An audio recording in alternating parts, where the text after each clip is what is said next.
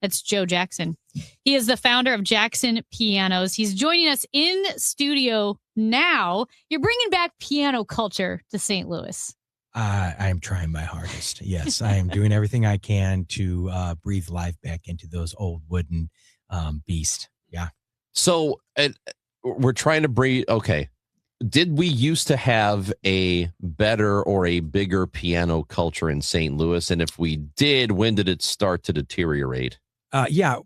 Well, that's a good question. We did. We had a very powerful piano culture in St. Louis. We created the blues here. We created ragtime. We gave those mantles up to other cities. Memphis has taken blues from us. Ragtime is just kind of all over the place. Mm-hmm. And we had Gaslight Square. We had the Chase. I mean, when I was a kid, there was always piano music at the Chase. People like Herb Drury, Dave Vinn, lots of different pianists that played all over. You could go out on a night and 4 or 5 places had a piano player. And the old heads that I know who are in their 80s now talk about how it used to be a thing where if they needed some cash, they would hit up some bars, make a few $100, playing piano here and there. That died in the really the 80s and the 90s. And the new way that we live now we don't really have that anymore.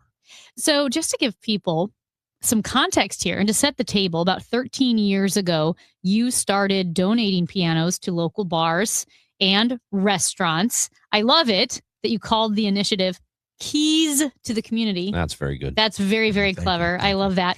And you've given more than a dozen refurbished pianos to different establishments. And then those establishments need to keep up their end of the bargain, which is providing steady work for pianists, whether it's local or visiting. And that is such an incredible mission. It makes so much sense, but also feels very niche. How did you think I'm going to make this happen and people would be open to it? Well, so 13 years ago, I did my first push, and it really was mostly focused on Cherokee Street at that time and some other places because that's where we were located. I got waylaid by co-founding this thing called Pianos for People. So we took my Keys to Community program, we turned it into Pianos for People, and then I co-ran that for about 3 years, and then I got just bogged down by life. And so we're relaunching Keys Community again right now. I just blanked out on what your question was. Oh, just about knowing that there would be reception. I do that all the time when she's talking. I know. It's Monday. It's Monday. That there would be a good reception for establishments to say, yeah, we'll take a piano and we'll keep our end of the bargain up. Yeah. So, that goes to like the way that we operate our company. I really do believe you put your money where your mouth is. If I was a plumber, I'd be going out and plumbing homes all over the north side as a way to get houses up and people living in them again. If I was a lawyer, I'd be working at the Southern Poverty Law Center, but I work on pianos. So what I do is I put pianos out everywhere. It's the only skill that I have. And my family will attest. I can't cook. I can't clean. I can repair. Can they play the piano though? My daughter and my son both play the piano. Oh, okay. Yeah. They both play. My wife is a ballet dancer and a yoga instructor. So she listens to the piano, but doesn't play it. The thing is rubber meets the road right now. We've got an opportunity to really make a change. We've put pianos in places and brought a lot of different pianists to live permanently here. A couple that right off the top of my head is Ethan Lewand, a very, very great boogie woogie player and ragtimer, and another guy named Chase Garrett. A number of other people have moved to St. Louis because they saw that we had bars with pianos that we put in those places, and they created jobs off the bat. One moved from Iowa, and another one moved from New York. They're here, they're hungry, they're young, they're looking to get more pianists here. And restaurants have never bounced back from the pandemic. And so what I'm trying to do is goose everything. I want to goose the music scene, the acoustic music scene, and I want to help goose the restaurant scene, because I also own a restaurant too. Not only do I own a piano rebuilding, moving, storage, refinishing tuning company, I own a cafe that I built out of pianos. So the cafe, top to bottom, is made of recycled pianos, about 50 in total that I turned into a cafe. So and it's noteworthy. That's the noteworthy. Name? Yeah. So, how there's a confusion that happens with restaurants right now. Musicians show up and they think the restaurant's supposed to provide an audience. The restaurant thinks the musician's going to bring an audience. I'm trying to have conversations with both parties to come to an agreement that you all are responsible for bringing music. And I'm going to put the piano down in the middle of this conversation and say, here's the instrument. Musicians bring an audience. Restaurant, you bring an audience too. And combined, we'll have an audience that's strong enough to really give our music scene a big shot in the arm. And so that's what it needs. The goal here is if there's an establishment that wants a piano, you will help get them one. And then it's up to them to provide a player. Yeah, so exactly. We have lists of players that we can recommend. So basically, I have around 200 pianos. I've got a manufacturing facility in Old North. It's 22,000 square feet that I have hundreds of pianos in. I pick them up. I pick a piano for a bar. Maybe have a pianist help me pick it out. I clean it, restore it, tune it, get it all ready, and I deliver it. All of that for free. It's about a $1,600 job. That's my gift to them. In exchange, they have to pay livable wages. I'm not telling them what that is. That's up to them because I can't go into somebody's pocketbook and see what they really got and what they're willing to pay. But I'm asking them to use their best judgment and not just say, we're going to put a tip jar out and give you a burger. You got to pay some kind of wage and a tip jar in combination to where we have musicians making actual living wages at these establishments. If I find out that they are taking advantage of musicians, I pull the piano out, I take it away. So how do you get the funding to refurbish these pianos? You're not paying for it out of pocket, are you? I am paying for it out of pocket. Yeah, you are. I am. That's my Achilles heel. I have a lot of ideas and I fund everything out of my own pocket. I am broke. I'm always broke, but I've been doing this for 3 decades. I am so used to being broke. I can't imagine what it's like to not be broke. So no, I do this all out of my own pocket. I have no non-for-profit established. Everything we do is out of Jackson Piano's budget. And the eventual idea is to not be a parasitical company. My goal is that we are a company that's creating the work, creating the excitement, and then we can live off the fat of that eventually. Not just to show up and say, hey, I want to tune your piano to some piano that they bought from a store that went out of business 40 years ago. Because when I started, there was 11 stores. Now we've got basically a Yamaha store and a Steinway store. Unfortunately, the Steinway store is a very, very good Steinway store. So we are lucky in that regard that we have such a high quality Steinway store. But that's it. That's what we got. And myself. And so we have to make some real improvements and we got to seed the earth to clean this up and get a music environment that's strong again. So if an establishment's listening, and is thinking, I want to take part in this, jacksonpianos.com to reach out to you. But just to clarify a few things. So as you mentioned, a living wage for the pianists, for the musician. So, and then you're like, if you find out that that's being taken advantage of, you'll pull the piano out. But I guess my question is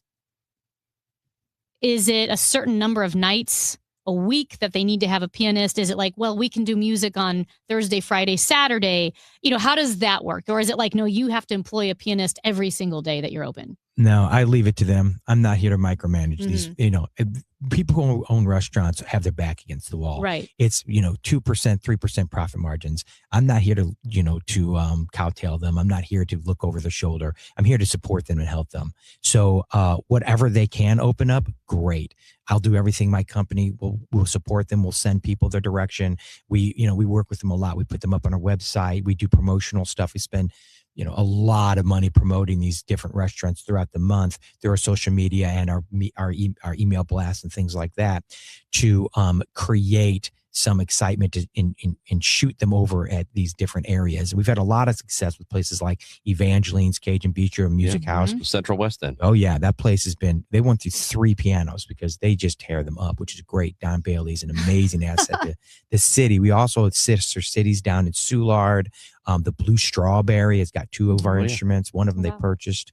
There's a number of other places, and we direct people, as much as we can. We get butts and seats. There are limitations though, because again, like I said earlier, the pandemic, we never bounced back. we are so much below still where we were at before the pandemic came along. So we're just trying to get on even ground right now. And then hopefully we can start like seeing those numbers get over where we were and back to the numbers of the 80s and the 70s where people really were showing up. That Blue Strawberry you talk about is like, that's about a half a block from where Gaslight Square used to be. Yeah. Right? Yeah. No, I'm fascinated by the whole Gaslight Square thing, which I didn't really hear much about it when I was growing up, and it was already well gone by then. I learned about it from my grandparents because they said it was hopping. It was a thing. And that's why this is so fitting to try to revive and preserve piano culture here in St. Louis, because obviously we have so much music. It runs so deep in our city. Huge, very deep. That it almost...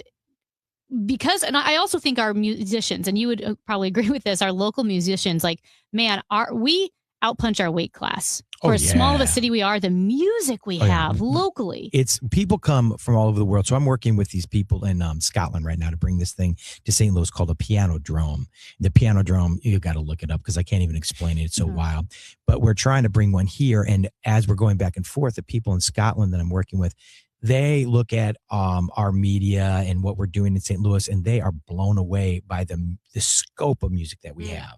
And we get it all the time. People that come through St. Louis, we see ourselves as a sleepy little city. We're not.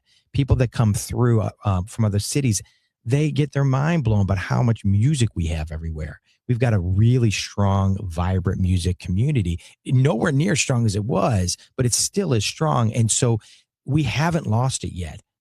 We really can bring it back. It's not dead. It's weak. It's not as strong as it once was, but we still have the roots to bring back something big and powerful again. And, in my opinion, what I'm trying to do here is St. Louis has got to be known as the place where ragtime and blues was born. We got to take those mantles back, and it needs to be something that every part of the United States knows they come by St. Louis to get in and really hear real blues and ragtime. So as we say goodbye here, is there something that you want people here in St. Louis to know or do to maybe help you in the mission? Yeah, show up. Show up. That's what I'm asking people to do. You said there's a list on your website? We will have a list up soon. Yeah. We mail lists out when people ask for them. It goes into butts and seats. You got to do that. When you hear about a place like Evangeline's or Alpha Brewing or the Blue Strawberry, you go there and you buy a drink, you buy dinner, you show up. That is how we bring it back. It's really, really simple. If you drop some cash, they'll succeed. They'll get better and better and better, and the whole city will grow with them. JacksonPianos.com is your website.